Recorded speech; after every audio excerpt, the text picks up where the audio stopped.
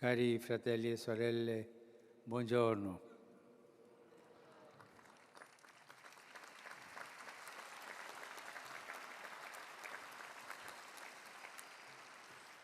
Un po' bruttina la giornata, ma voi siete coraggiosi, eh? Complimenti.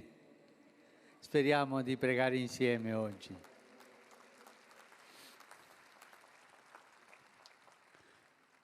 Nel presentare la Chiesa agli uomini del nostro tempo, il Concilio Vaticano II aveva ben presente una verità fondamentale che non bisogna mai dimenticare. La Chiesa non è una realtà statica, ferma, fine a se stessa, ma è continuamente in cammino nella storia verso la meta ultima e meravigliosa che è il Regno dei Cieli, di cui la Chiesa in terra è il germe e l'inizio.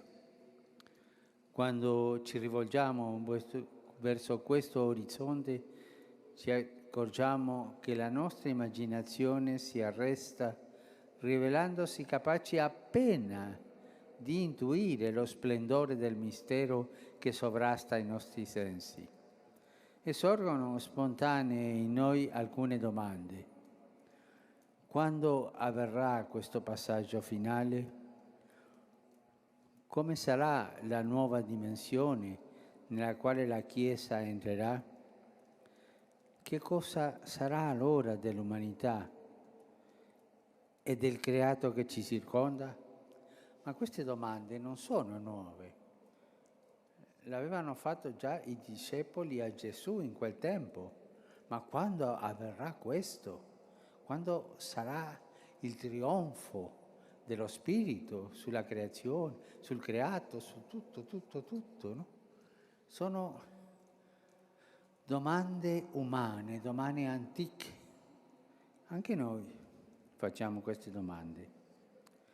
La Costituzione conciliare Gaudium et Spes, di fronte a questi interrogativi che risuonano da sempre nel cuore dell'uomo, afferma: ignoriamo il tempo in cui avranno fine la terra e l'umanità e non sappiamo il modo in cui sarà trasformato l'universo. Passa certamente l'aspetto di questo mondo, deformato dal peccato. Sappiamo però dalla rivelazione che Dio prepara una nuova abitazione in una terra nuova, in cui abita la giustizia e la cui felicità sazierà sovrabbondantemente tutti i desideri di pace che salgano nel cuore degli uomini. Ecco la meta a cui tende la Chiesa. È come dice la Bibbia, la Gerusalemme nuova, il paradiso. Più che di un luogo, si tratta di uno stato dell'anima, in cui le nostre attese più profonde saranno compiute in modo sovrabbondante e il nostro essere come creature e come figli di Dio giungerà alla piena maturazione. Saremo finalmente rivestiti della gioia, della pace e dell'amore di Dio in modo completo, senza più alcun limite, e saremo faccia a faccia con Lui. È bello pensare questo, pensare nel cielo, ma tutti noi ci troveremo laggiù, tutti lassù, tutti. È bello, dà forza all'anima. In questa prospettiva è bello percepire come ci sia una continuità e una comunione di fondo tra la Chiesa che è nel cielo e quella ancora in cammino sulla terra. Coloro che già vivano al cospetto di Dio possono infatti sostenerci e intercedere per noi, pregare per noi, D'altro canto, anche noi siamo sempre invitati a offrire opere buone, preghiere e la stessa Eucaristia per alleviare la tribolazione delle anime che sono ancora in attesa della beatitudine senza fine. Sì, perché nella prospettiva cristiana la distinzione non è più tra chi è già morto e chi non lo è ancora, ma tra chi è in Cristo e chi non lo è. Questo è l'elemento determinante, veramente decisivo per la nostra salvezza e per la nostra felicità. Nello stesso tempo, la Sacra Scrittura ci insegna che il compimento di questo disegno meraviglioso non può non interessare anche tutto ciò che ci circonda e che è uscito dal pensiero e dal cuore di Dio.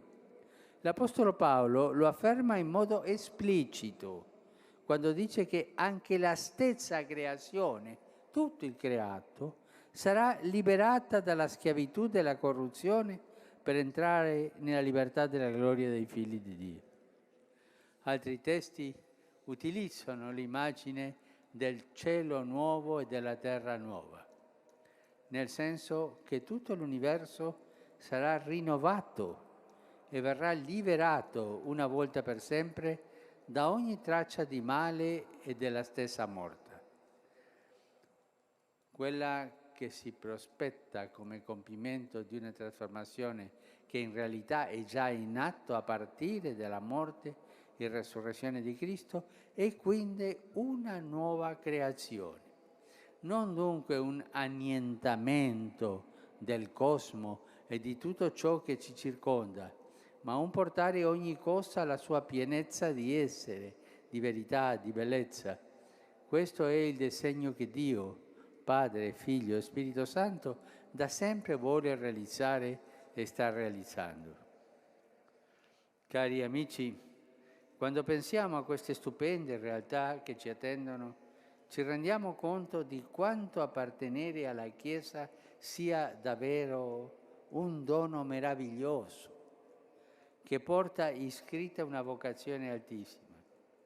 Chiediamo allora alla Vergine Maria, Madre della Chiesa, di vegliare sempre sul nostro cammino e di aiutarci ad essere, come lei, segno gioioso di fiducia e di speranza in mezzo ai nostri fratelli.